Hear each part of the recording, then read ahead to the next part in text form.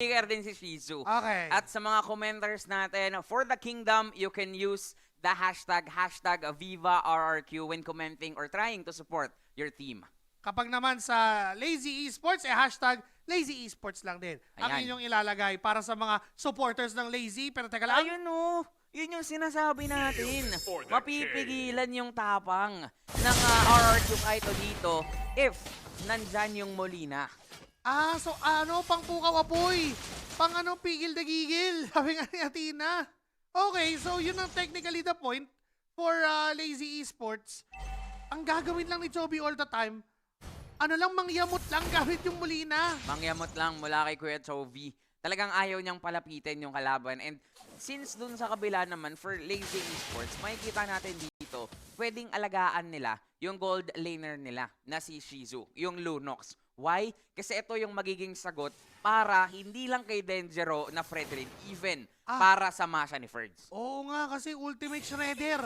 Diba? Sabi nga, para sa hula ng madla ni Edward De Los Santos, this is gonna be a 2-0 by RRQ. Pero Lazy Esports is looking to survive this game dahil naka-assassin sila. Tapos ang ganda ng counter-engage nila. Ang ganda rin ng crowd control na meron sila. Teka, turtle fight Tingnan natin kasi parang ganda ng pwesto ni Xnova. Pwedeng si Kekidat nga yata.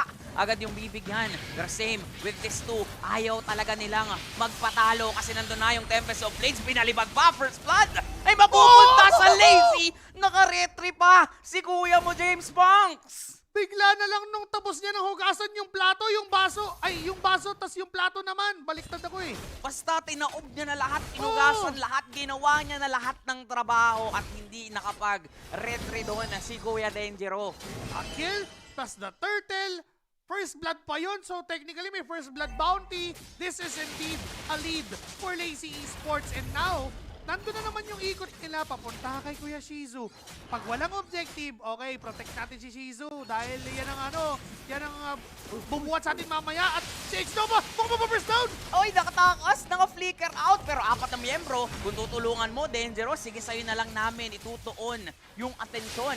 Nice flicker, burned mula dito kay Xnova, pero nakikita natin yung tapang ng Lazy Esports right now na gusto nila. Sila yung magko-control. Members of Blades, just to get away from the Appraiser's Wrath, alam ng Lazy Esports kung paano paganahin yung lineup nila. Kung sa bilis ng lineup, lamang sana yung RRQ dahil sa sa Johead. Pero dahil dun sa Nana, napabagal niya bigla yung gustong gawin ni Xnova at bigla silang lumamang sa bilis considering na nakaling sila over afraid rin ni Denjero. So technically, inuunahan ng Lazy Esports lahat ng gustong gawin ng RRQ kahit sa laban. Yung ikot, even yung pag-control dun sa mga objectives, 30 seconds bago magkaroon ng next na turtle. And iba pa rin yung plano dito ng Lazy Esports. Talagang protektahan talaga si Shizu. Sa baba, ando na naman si Keke at doon din papunta yung ikot ni James Banks. Alam ni Keke Dat, nandun yung kalaban. Hinahabol siya ni Nova, ibabato sa mga kampe. May ihahain lang din at na-frozen din. Sila Kuya James, Shizu dives in. Ang kaso lang parang nagkamali. Mamamatay din siya, Denjero secures 2. Ang kapalit naman nun buhay. Then CY, 2 for 1 trade pero papabor yun para sa defending champs. Nakaabang si Der doon sa LMB para doon sa mag-rotate at pupunta sa turtle. Pero nako, dahil 4 na miyembro ang nakatuon para sa RRQ Kaito, mukhang libre at hindi nako-contest pa si Kuya James. Iba na lang yung plano, kukuha na lang sana ng purple buff. At least may trade para dito sa Lazy Esports. Na-force kasi si Kuya James kaninang gumamit ng Tempest of Blades niya and that is a too big of a risk if lalaban pa sila dun sa turtle. Which is, ayaw naman nila na paulit-ulit makabawi dito yung RRQ Kaito. So, si Kuya James, eto na naman tayo sa mga million moves niya, sa mga million na galawan, kumukuha na lang ng ibang trade para ma-maintain nila yung lead na hinahawakan nila. And nga pala, ongoing ang poll sa ating broadcast. Bumoto na kayo dyan sa mga viewers natin kung sino ba sa tingin nyo mananalo para sa star match ng ating laban at mamaya i-reveal natin ang pulso ng madla. But this time, mukhang kumakalma naman muna tayo. Dahil para sa RRQ Kaito, wala din silang luxury na masyadong maging agresibo dahil hindi naman ganun kabilis. Makakapasok ito si Denjero! Ang aga nung hatakan, ang aga nung burst down na gustong gawin dito ng dalawang koponan, especially sa mga roamers pa lang. Basta parang pag may nakita, gusto agad bigyan. Meanwhile, para din dun sa mga kakampi nila, kung hindi gaya, edi mamba out na lang muna. Ganun talaga yung plano dahil hindi naman din talaga kaya pa ngayon. Dahil alam naman natin, yung Ling mas gusto niya ng damage, samantalang si Denjiro gusto niya sumabay muna sa sustain at mismong yung gold crab. Hindi Grabe. pinapatawad ng dalawang teams eh. Actually, si Kuya James level 10 na. Si Kuya Denjiro level 8 pa lang. 2 levels ahead Grabe. dito ang Ling, which is, again, that is to be expected because of the mobility na meron yung Ling. Ang kaso lang, na-maximize kasi ng Lazy yung kalamahan. And ito yung minamaximize naman ni Denjiro. Even though that he is behind by a level as of now, yung tapang naman niya na kaya niyang brasuhin yung kalaban, eh pinaparamdam niya rin for Lazy. And sabi nga ng hula ng Madline, sabi ni Mobilim, first game Lazy. KK Dot na burst down agad. Kita mo yung connection ni X-Nova tapos ni Kapitan Mingwin. Pagkakain, pagka-ejector, lapag agad ng Frigid Glacier. Patay si KK Dot. Now, Lazy Esports, kulang sila ng isa para dito sa Turtle. But still may setup pa naman, nandiyan pa naman si Der. Maraming crowd control ng isang edit, pero mukhang napipigilan din. Earth Shatter Flicker. Nagkamali din. Sana doon ng pagbalibag pero parang okay lang. Ang mahalaga naman kasi na first down nila, Denjiro bumawi lang sa kanyang retribution. Naging 1-for-1 na yung labanan para sa Turtle. Pero for Lazy Esports, para sa ngayon, mukhang yung top lane nila ay napapabayaan din. Oo, yung ginagawa ni Ferds, hindi siya wild na to a point sumasama sa mga team fight palagi at nagpa-participate. Ang ginagawa niya, pinipressure lang niya lagi yung lane kasi for Lazy Esports, they need yung event para sa crowd control. Ang sakit ng kayo sa Salt! Napalayo si CY pero parang kailangan yatang lumayo ng mga miyembro ng Lazy. Kasi kumpleto na yung tatlong miyembro ng RRQ ay paghihiganti nila si CY. Ngayon naman gustong lumayo ni Shizu. Ang kaso lang hindi na patatakasin pa pero may trabahong ginagawa sila Kuya James. Sige, nandyan kayo sa baba para sa kills. Nandito naman kami sa gitna para sa tore. So technically, yung pala yung idea, no? Pag nahawakan ka ni Denjiro, hindi ka na makakatakas. Yung continuous taunts na nanggagaling sa kanya, yung knock-up, and even yung mga skills na meron ng isang Zohead, nagkakaagawan, but still it's gonna be James Panks to secure that orange buff. Grabe. Pero zinozone pa rin ni Denjiro. Ito na yung na-miss natin. Kasi noon, ito yung mga nangyayari palagi. Yung mga utility jungle, mga fighter jungle, ganyan ang ginagawa. Ngayon kasi nasanay tayo sa assassin na bakbakan pero binabalik ng RRQ Kaito ang nakaraan. Nakadepende pa rin daw kasi sa gumagamit. Nakadepende pa rin kung paano nyo i-execute yung lineup. Sa mga nagtatanong kung ano ba yung mas okay ngayon, assassin ba o utility junglers, dito natin malalaman yung sagot. Talagang nakadepende sa execution ng dalawang to. Tutulungan na mismo tayo ng dalawang kupunan kung ano nga ba ang mas okay. Nakadepende pa rin ba sa galawan o depende na talaga sa kasama at doon sa mga ginagawa nila sa mapa dahil nag-group up na ngayon ang RRQ Kaito. Kailangan. Dahil hindi nila kayang sumabay ng 1v1. At yun naman yung gusto ng Lazy, umanap ng pick-off pa ulit-ulit. Meanwhile, Ferds, ang ginagawa din niya, sige, mag-action kayo dyan. Ako naman dito, farm lang muna. And parang makikita yata natin dito yung mga one-hit palakpak. Yung tipong ang target lang ni Ferds ay yung magiging backline dito ng Lazy Esports. And that is gonna be a challenge pa rin naman para kay Ferds. That is why for Lazy, minamadali din nila kahit papano. Alam din kasi nila na once magkaroon ng item si Ferds, dun papasok yung pagpapahirap na oras sa kanila. Pero kung retrihan ng labanan, medyo delikado yung link dito dahil merong, parang sa akin mas 60-40, 60% sa Fredrin dahil meron siyang Appraiser strat. strat retry. Pero yung link naman, kung pabilisan ng kamay, dahil may Tempest of Blade siya, hindi siya maka-crowd control. So kailangan dito talagang maingat yung dalawang koponan. KK That, mukhang siya yata yung maiipit. Nung nakita dun sa gilid, agad-agad pinigyan. Pero dun pala sa likuran, James Punks with the Tempest of Blade, si Mingwin ang namataan. Otherwise, CY sumasayaw pero pipigilan muna. Pinatay yung music, hindi na nakasayaw. Ferds! Nandito na si Ferds, the wild one. Ang aso lang ang nagwawala ngayon si Kuya James Punks. Binato ni X-Nova pero hindi yata mapipigilan sa Abutan! tapang. Yung Lazy Esports ngayon, kumpleto pa yung 4, 2 na lang sa RRQ at mukhang yung Lord ay hindi na makakakontest pa ang defending champs. Dalawang quick turn yung nakita natin. Nung nag-conceal yung RRQ Kaito, nung akala nila walang tao sa long push, pakanan na sana. Pero kumaliwa kay Kekidat. Tapos yung Lazy Esports naman, nag-quick turn sila from targeting the Lord to targeting heroes from RRQ Kaito. At nakahalamang sila sa pagkakataon dahil damage talaga si James Punks. Siya yung nangibabaw doon sa laban. Tapos naka-thunderbelt siya ngayon. So meaning to say, damage na, meron pang extra sustainability kahit papano. Meanwhile, para dito sa RRQ, nakikita natin, mukhang ang gusto talagang punteryahin ni James yung likuran. Si Mingwin and si CY, hindi tumagal dun sa mismong team fight. Kahit anong sayaw niya, sinasamahan ng blades na manggagaling kay James Banks. And ito yung rason ba't siya tinawag the man with a million moves. Meron siyang mga ginagawang kakaiba, kaso nga lang may naiba to, si Kekedat pala, pero mag-aatrasan muna.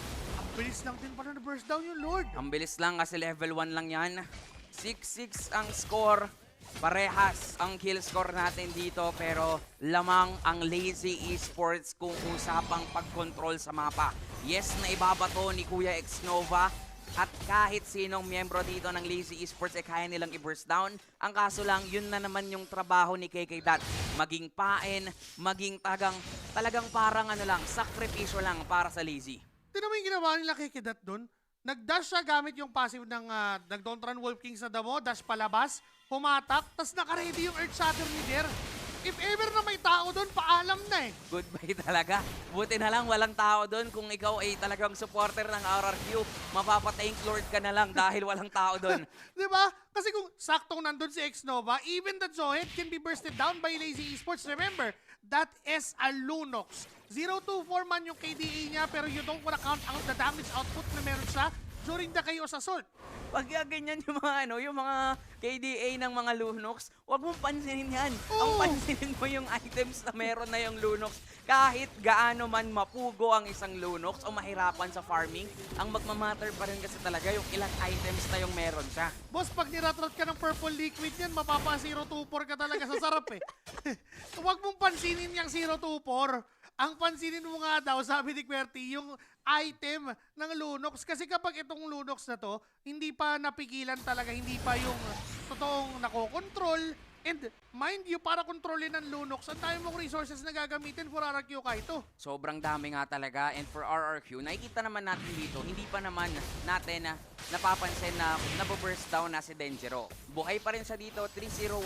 And that is because assassin din naman yung nakasanayan niya. Which is, nagiging maingat pa rin siya dun sa farming. Oo. Meanwhile, ang napapansin natin dito for Lazy, tinatry talaga nilang i-control yung mapa. Sila talaga yung mas mabilis na nag-rotate dito and naghahanap talaga ng target. Kasi kung meron silang makita, alam din nila, kaya din nilang i-burst down. Yun naman talaga yung prowess nung lineup nila eh, di ba?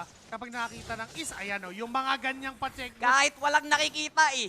Di ba? Kasi gaano ba kabilis yung cooldown niyang I am offended? Parang less than 20 seconds lang yata yan. Kaya spammable para kay Kekedat. Pang check push niya mismo yan. Tutuloy ba yung Lord? Kasi for Xnova, parang gusto rin yata nilang ilaban. Binitawan ng Lazy Esports ngayon.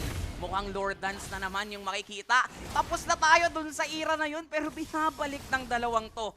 Yung Filipino Lord Dance. Nostalgia hits. Dahil maulan din ang panahon, kasabay ng amoy ng alimuong, ay ang mga alaala ng nakaraan.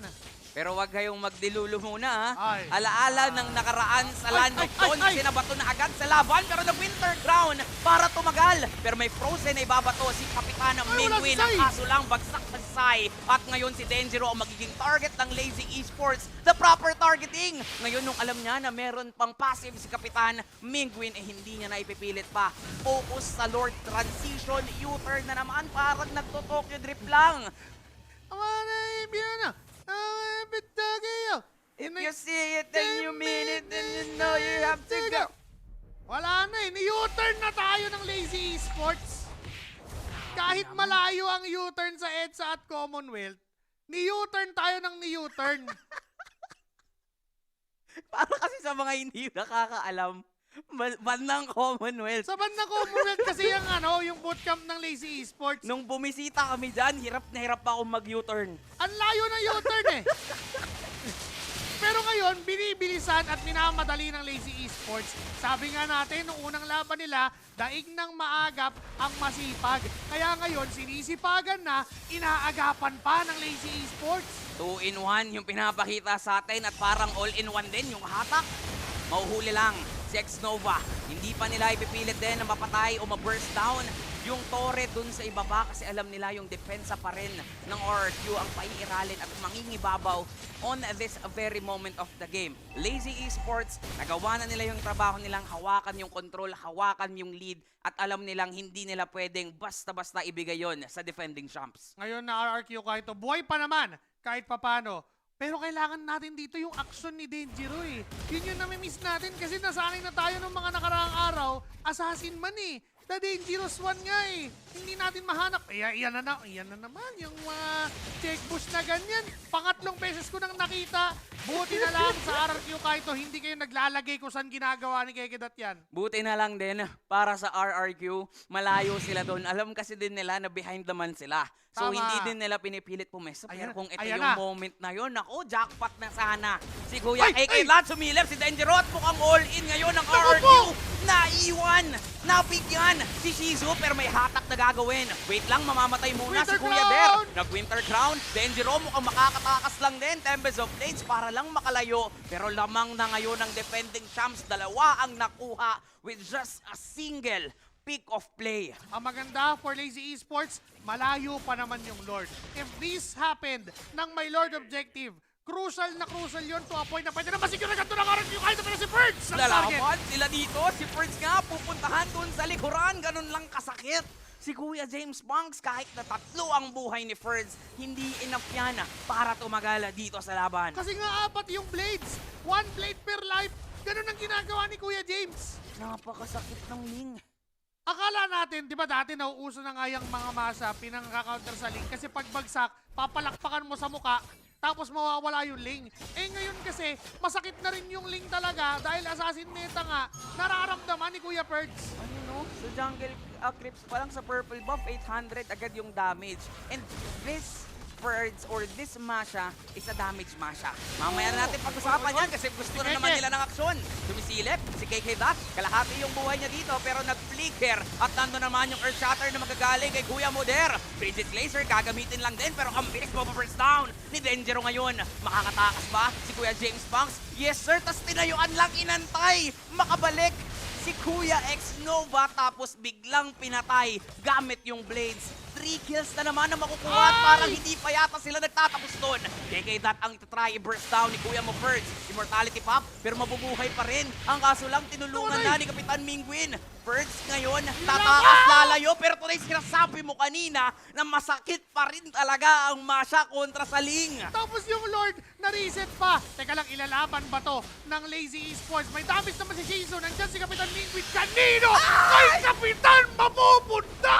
Grabe ka naman, Kap! Saludo ang buong RRQ Kingdom kahit walang retribution. Talagang in-step up yung galawan. Lazy Esports, lamang na dapat sila doon kaso nung namatay si Kuya James Banks, tinry lang din naman eh. Lamang naman kasi sila sa bilang pero nagulangan sila ni Kapitan Mingwin. Tsaka, mas sure yung damage ng Lunox, men. Pag niratrat niya na kayo sa Sultian, ang hirap galawan. Pero because of that hailstorm, yung first kill ng Aurora at the perfect timing, Kapitan Mingwin secures the Lord for RRQ Kaito. Now they're pushing! Kakatok na nga sila dito. Paunti-unti sa mga tore ng Lazy Esports. Hindi na natin nakikita yung lead na na-establish ng Lazy kasi alam na ng RRQ kami na yung lalamang ngayon. 4 nandito sa baba. Dagdag mo na yung Lord, sabihin na natin 5 sila na nandyan. Nag-flicker si Nova. Wala siyang mahahatak. Nandun yung Frigid Glacier. Pero ang target lang ng RRQ is just to burst down and take down that turret. At hindi na nila ipipilit kasi alam pa rin nila yung potential threat na meron mula sa Lazy. Oh my God! Ano tong laban na to? Binibigyan tayo ng RRQ Kaito at ng Lazy Esports ng match na hinihintay natin. Hindi na Star Match! Kaso si Kekedat! Nagkagulatan na naman, ganun lang din kabilis. Yung burst down mula sa RRQ, tinatry mag-trade. Dito nila Kuya Der, ang kaso lang hindi na enough pa yung damage output nila plus ayaw na rin nilang isugal pa. O, teka. Lalong-lalo na kumpleto pa ang kaharian ng RRQ. Nag-conceal play si X-Nova. Narinig naman yan ng Lazy Esports na Si bato. Der! Si Der! At naku po, mabibigyan lang din. Si First nandun sa likuran ng target lang pala yung damage dealers sa backline. 2 na lang ang dedepensa sa Lazy Esports. Kumpleto pang magmamarcha ang defending champs at talagang pinapakitaan tayo ng isang magandang laban ng dalawang kupunan. At grabe nga naman talaga yung burst down. May Tempest of Blades pang gagamitin pero hindi na enough yun. RRQ gets the game 1.